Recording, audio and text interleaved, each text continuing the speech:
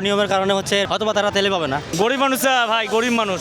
ফুল ট্যাঙ্কি দিচ্ছে না? ফুল ট্যাঙ্কি সকাল 6টা থেকে আছে। এখন বাজে 5:45। এখনো কিছু খাইতে পারি না।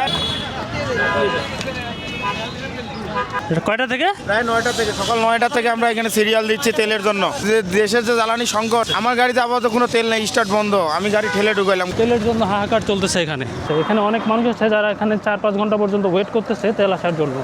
আর এখন বাজে হচ্ছে প্রায় 5:30। ইপিজেড মাত্রই ছুটি হয়েছে। তো এর কারণে হচ্ছে যে আপনারা দেখতে পাচ্ছেন যে ইপিজেডের যত কর্মচারী আছে সবাই এখানে লাইন ধরে দাঁড়িয়ে আছে তেল নেওয়ার জন্য।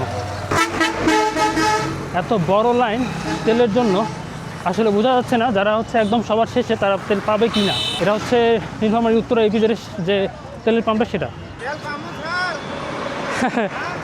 যে লাইনের অবস্থায় তারা জিজ্ঞেস করতেছে ওটা কি তেল পাবে কি না, কিন্তু আসলে কনফিউজ যে পাওয়া যাবে কি না। প্রায় 1 কিলোমিটারের মতো একটা লাইন, 2 দিক থেকে। সো এটা অনেক বড় সময়ের অপচয় হচ্ছে এখানে। হ্যাঁ, আপনারা দেখতে পাচ্ছেন যে এখানে ছোটোখাটো একটা বাজারও বসে গেছে, যেরকম হচ্ছে কি বলে চাচা কলা বিক্রি করতেছে।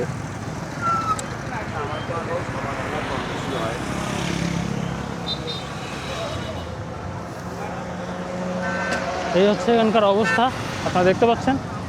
লাইন এখন শেষ হয়নি। এটা হচ্ছে আমরা পাম্প থেকে হাতের ডান পাশে এত দূর পর্যন্ত হাঁটতেছি। এবার পাম্প থেকে হাতের বাম পাশেও আবার সেম পরিমাণ মানুষের ভিড় আছে, আপনারা দেখতে পাচ্ছেন। আমরা অলরেডি পাম্পের কাছাকাছি চলে আসছি।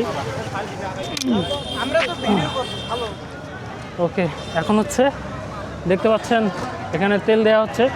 পরিবেশ অনেক সুষ্ঠু, স্বাভাবিকভাবে তেল দিচ্ছে, কিন্তু পাম্পের বাইরে হচ্ছে বিশাল পরিমাণে ভিড়, আপনারা দেখতে পাচ্ছেন। হ্যাঁ ভাই, আপনি কি তেল পাইছেন? কতক্ষণ ভাই ওয়েট করলেন? কতক্ষণ ওয়েট করলেন? আমি ওয়েট করছি মনে করেন 6 ঘন্টার মতন হবে। 6 ঘন্টার মতো ওয়েট করছি। অনেকক্ষণে তো। আচ্ছা, কতটুকু তেল দিচ্ছে ভাই আপনাকে? আমি নিয়েছি 1300 টাকা। 1300 টাকার তেল, মানে ফুল ট্যাঙ্কি দিচ্ছে না? ফুল ট্যাঙ্কি আগে ছিল 1-150 টাকা ছিল। ঠিক আছে ভাই। এই ব্যক্তি কতক্ষণ ছিল ওয়েট করছিল? 6 ঘন্টা ওয়েট। 6 ঘন্টা ওয়েট করার পর তারা হচ্ছে তেলের মধ্যে পাম্প পাইছে আর কি, পাম্পের মধ্যে তেল পাইছে আর কি। অবিশ্বাস্য। এই যে দেখতে পাচ্ছেন লাইন, 5-6 ঘন্টার মধ্যে এই লাইনটা কমপ্লিট হবে কি না? 5-6 ঘন্টায় জীবনও হবে না, রাইট। 5-6 ঘন্টায় এই তেলের ইয়েটা কখনই কমপ্লিট হবে না। ভাই কতক্ষণ থেকে আপনারা এখানে? 10টা থেকে ভাই ওয়েট করতেছি। কয়টা থেকে? 10টা থেকে। সকাল 10টা থেকে। এখন কয়টা বাজে দেখেন তো? এখন বাজে 5:45। 5:45। আর আপনি 10টা থেকে? 10টা থেকে। আর অনিয়মের কারণে হচ্ছে এরকম, মনে করেন যে ফাঁক দিয়ে ঢুকতেছে। আর যারা স্টাফ আছে তারা সিপাইতে লোক ঢুকাচ্ছে। এই জন্য মনে করেন যে যারা লাইনে দাঁড়িয়ে আছে, লাইনে দীর্ঘ দাঁড়িয়ে আছে। যারা অনেক দূরে আছে বা তারা এখন ওখানেই আছে, হয়তো বা তারা তেলে পাবে না। আপনি কি অবস্থা ভাই? কতক্ষণ? সকাল 6টা থেকে আছি। 6টা থেকে? হ্যাঁ, ভয়াবহ অবস্থা, পুরাই ভয়াবহ অবস্থা। সকাল 6টা থেকে এরা এখানে দাঁড়ায় আছে শুধুমাত্র তেলের জন্য।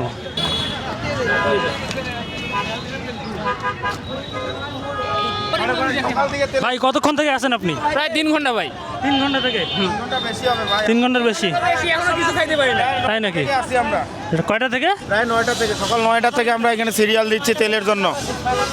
আমাদের এই গেটে ঢুকতে আমরা জ্যাম পার করছি 4 ঘন্টা। 4 ঘন্টা? 4 ঘন্টা।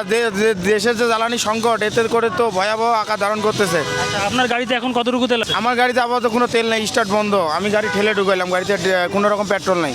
ঘন্টা। কতক্ষণ? সকাল 9টাতে আসছি, সকাল 9টা। এখন কটা বাজে দেখেন তো? এখন 6টা বাজে। দেখেন কত কষ্ট দিতেছে। 6টা বাজে। 9 কটা থেকে আসছি আমি। গরিব মানুষ ভাই, গরিব মানুষ। গাড়িতে কি তেল আছে ভাই? কতটুকু তেল আছে গাড়িতে? কতটুকু তেল আছে? Half litre. 500 মিলি 500 গ্রাম আছে ভাই।